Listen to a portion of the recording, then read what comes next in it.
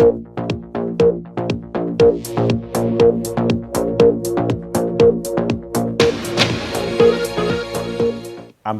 can I start off with a very straightforward question? Has Russia been stealing British vaccine research? I don't think so, and I don't believe in this story at all. There is no sense in it. Because Britain's National Cyber Security Centre said this week, we've seen Russian spies who go by the name of Cozy Bear and the Dukes hack and try to hack into the networks undertaking some of our vital research. We've been able to detect it. Do you think they're lying? First of all, I would like to explain things about cyber attacks, because there are normal ways to discuss cyber attacks and there are ways to discuss it via media, of course. What we are proposing is to discuss it in a normal way, and we suggested it at several occasions to UK as well, to have bilateral consultations on this subject. We have it as well with France, for instance, last November, and with many other countries. And they are settling things pretty well. Moreover, we have established especially a National Computer Incident Center for these purposes. And recently, a couple of weeks ago, I have sent an official note to the Ministry of Foreign Affairs to look into that, because this is an option for a discussion and settling down in the incident. But I'm not sure it has been read. So can I ask whether these organizations, Cozy Bears and the Dukes and so forth, have any connection with Russian intelligence? I learned about their existence from British media, in fact. Okay, because they say, British intelligence says they're 95% certain that this is the Russian state. Well, in this world, to attribute any kind of computer hackers to any country, it is impossible, because it's impossible to detect. Sometimes, as I understand, this information goes 3 times around the world. I suppose the problem is that it's not just Britain saying this, the Americans are saying it and the Canadians are saying it. What's the point, as it were, from the Western side of making those kind of allegations? It seems senseless if there's nothing there. It just makes things worse between our countries. So why would they say it? Okay, let us start with realities, where we stand on the issue of the vaccine. The vaccine, which you have mentioned, that has been elaborated on here in Oxford together with AstraZeneca company. We have a commercial contract that has been established and signed recently with the Russian firm, which is called P-Farm. And this is on commercial production of this product, which is still going to be on the market, I believe, in autumn. Moreover, what is happening in Russia, and this is will be good to know for a British, those who are watching television and reading media. On the peak of the crisis, we have started 26 different studies in different laboratories and institutions to find the right vaccine. In Russia? In Russia itself, in different cities, Novosibirsk, St. Petersburg, Moscow, and all the others. Out of these 26 studies, we do believe, or at least our Minister of Health, he does believe that 3 or 4 will come to market. Now, some of them are now in advanced study of testing. For instance, the one that has been produced by Novosibirsk company and institution Vector has now finished the second stage of testing. So it is pretty close to a production capacities, and sooner or later I think that it will be on the market. Let me finish on that, please. Yes. So the vaccine, that is all this mess is going around, it is just one product out of many. What will be the most sufficient, what will be most good for treatment of the virus, time will show and testing will show. So it seems to be a race for vaccines, and the question is, if the country that gets the vaccine that really works first will have a big advantage, which suggests that it is in Russia's interests to try and find out more about the British vaccine. I read it today in the press, but it never occurred to me that the country that will be the first will get a prize. Which prize? I do not understand. So for us, it doesn't matter at all whether it will be Britain or United States or Russia or France or the others who have AstraZeneca. It is for benefit of people to fight the virus, and not for the country to be the first. Let me turn to what Dominic Raab, our Foreign Secretary, said this week. Is it true that Russia interfered in the 2019 British general election? I think that his formulation was a bit more vague than you have mentioned, that he didn't find proofs of massive involvement on it. But my question is, on which side he means that we are interfering? There are two parties here, basically. Do we interfere on conservative side or labor side? And what he said was that he said the government has concluded that it is almost certain that Russian actors sought to interfere in the 2019 general election through the online amplification of illicitly acquired and leaked government documents. He was talking about the trade documents which were leaked to the Labour Party and others. And he is accusing Russia of being part of that process. Well, I heard about that, and I remember a very small scandal that has been raised in the press on the eve of elections, mentioning two things. One, as far as I remember, was NHS, and the other was about the bad American food production. But everybody, I think, knows that American food production is not that good as European one, and even in Russia, and America is always trying to press its food production. How these two subjects can influence opinion in Great Britain, for me, it's a big question. So perhaps it's a question for Dominic Raab, but I do not see any point in interfering, into using this subject as a matter of interference. We do not interfere at all. We do not see any point of interference because for us, whether it will be Conservative Party or Labour Party at the head of this country, we will try to settle relations and to establish better relations than now, either with this or with that. Now, Conservative Party won, and we are working on this relationship. Because the computer group Reddit, for instance, suspended 61 accounts that showed a pattern of coordination as part of a campaign that had been described as originating from Russia. And that was 61 accounts they closed. This is happening all around the world. And a lot of people in America, in Canada, in other Western countries, in France and Germany too, are pointing the finger at Russia, election after election. I will just appeal to the British common sense of it. Of course, it's a subject when you have not much to talk in the media about what is happening. You are trying to select a subject that is scandalous. So this is a case of it. One of the cases of it, one of the examples. So you're saying this is simply not happening? I do not know. It might be happen, but why us? Why Russian actors? What will be the sense for any kind of a Russian actor, or perhaps there are groups that are doing this computer plays or whatever it is, to use this? But I mean that our policy is not a policy of interference in British elections. We do not have such a policy. We do not have a policy of interference in the elections in the United States. It is a big play in the United States just to work around this slogan, but it is not our policy at all. What about your interest in Scotland? Are you, as a government, interested in the cause of Scottish nationalism? Our interest in Scotland is only one. We are open for business. If Scottish businessmen would like to go to Russia and doing business over there, they are welcome. There are many people in this government, and the Conservative Party at least, who feel that Russia is enthusiastic about breaking up the UK.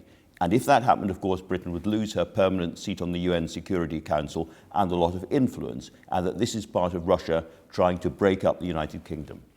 Interesting idea, very frankly. First, I do not believe that Scotland will withdraw from United Kingdom because, as I understand, for Scotland it will be very uneasy to leave being separate from the United Kingdom. Second, it is just a guess that Britain will lose its seat in the Permanent Council because Russia did not lose its seat as a permanent member of the Security Council when the Soviet Union has disappeared.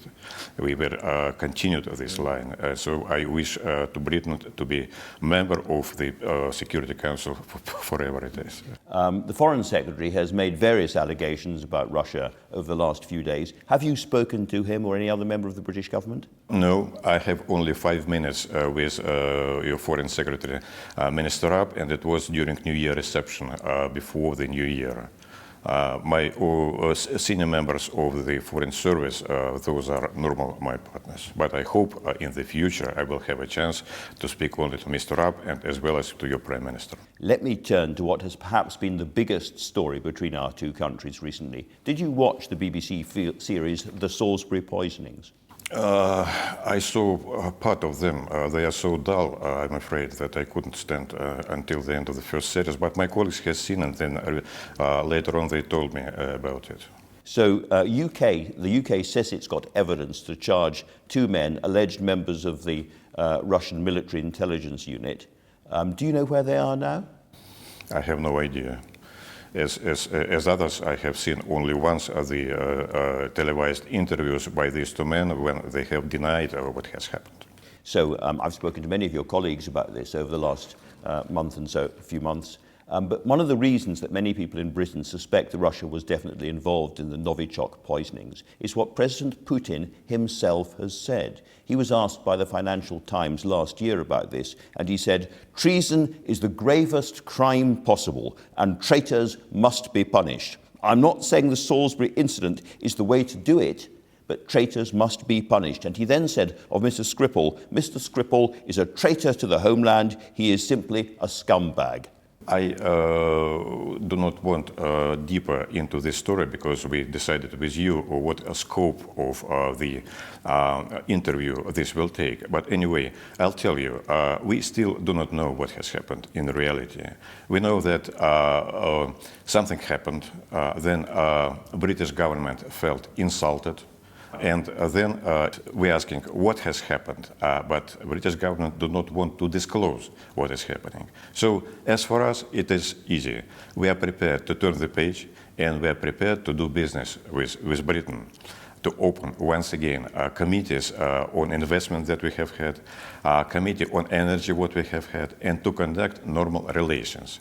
We still do not understand why some spy story should disrupt these important business relations, which will be very helpful to Britain in time when it is exiting from the European Union, in time of Brexit, when it needs more friends and more partners than the others.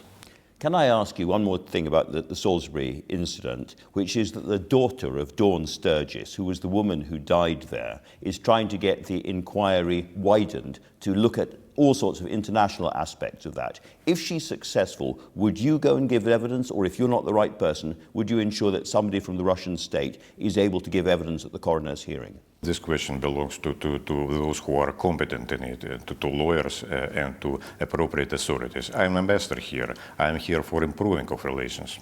Let me ask you more generally then about Russia today and Britain's relationship with Russia today, because you have a new constitution as of this month, which gives President Putin powers to stay in office until, I think, 2032 or so, and it puts him almost, in effect, above the law. What kind of Russia are we dealing with? It's no longer a democratic Russia, is it? This is absolutely normal Russia, which follows in its policy its own interests. We perfectly understand, and I would say we understand for more than 20 years, that we only should proceed from our own interests and not to be subordinated to any else's interests. By the way, speaking about the recent referendum on the Constitution, I have to mention that a commission which is now studying the results, they have discovered several cyber attacks also proceeding from the territory of the United Kingdom.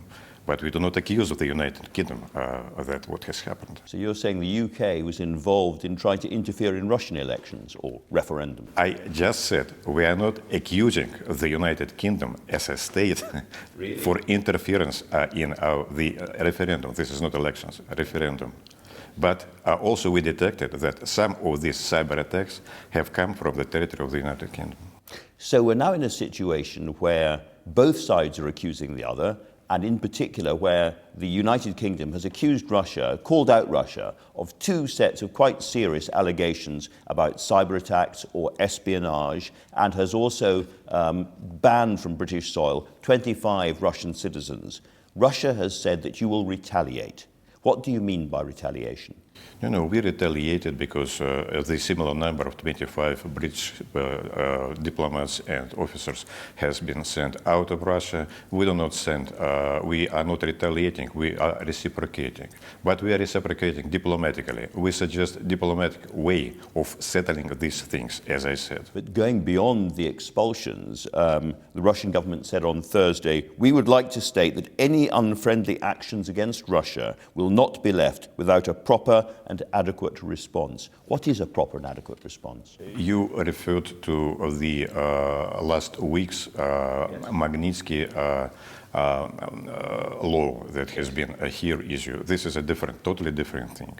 But believe me, as for Magnitsky, we will find the way to punish those who are making this type of sanctions, because sanctions are illegal. There is only one body who can impose sanctions, and this is the United Nations, which, as you have earlier said, United Kingdom is a member of the Permanent Council. So you will be targeting individuals who are involved in the Magnitsky process on the British side as well as the American. I haven't said that. This is you who has said that, but probably it's a good idea. You think it's a good idea? I know that going back, you were involved in the preparation for the Geneva talks towards the end of the Cold War and so on. Do you think relations between Britain and Russia are as bad now as they ever were at any point during the Cold War? We have gone through very different stages in our relationship. Sometimes we were at war in Crimea, for instance, in the middle of 19th century. Sometimes we were allies. It means that relations are difficult, but these relations based on a very tough network of human contacts, cultural contacts, historical contacts, and all of that. We are neighbors on this continent, and I do believe that neighbors sooner or later will come to terms with each other.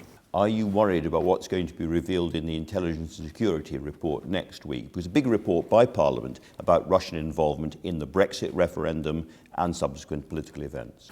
We will see what in the report. I have seen some leaks this autumn, but we will see, because allegations following one week after the other, so it will be another allegation.